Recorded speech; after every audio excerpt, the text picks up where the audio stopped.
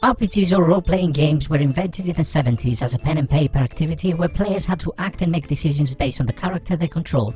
Yes, sorcery where people had fun without screens.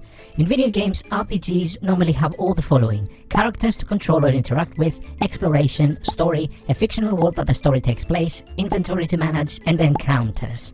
As everything in entertainment and specifically in the video games industry, RPGs have evolved, with the most recent ones exploring new mechanics and adopting other genres elements. However, the most common way to categorize RPGs is the battle system. If a game has a free roam battle, it is normally called real-time or action RPG, and if the battle system is turn-based, it's usually a tactical RPG. The term JRPG has its origins to the influence of the early Japanese RPGs that had a turn-based battle system, the player controlling a party of heroes instead of a single character, and a title of 2 or more words.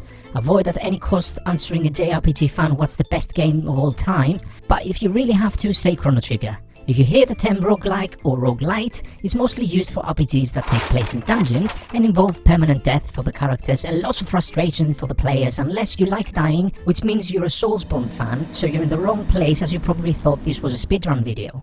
MMORPG or massive multiplayer online RPG is when you're doing all that online and you experience collaboration with other players or humiliation from a 10-year-old kid or competitive games. Lastly, open world RPGs means there's a huge world to explore, either hundreds of hours of lore or meaningless leveling gameplay. Where to start with RPGs? If you like strategic and tactical thinking instead of pure action, a good place to start would be some classic 90s games and then move to more modern ones, unless you're a parent that wants to catch up with your kids, so just sit next to them and watch them play instead of trying to understand it. If you prefer fast-paced games, you probably want to check some popular ones and discover all those finger combinations you didn't know your hand could do. Good luck!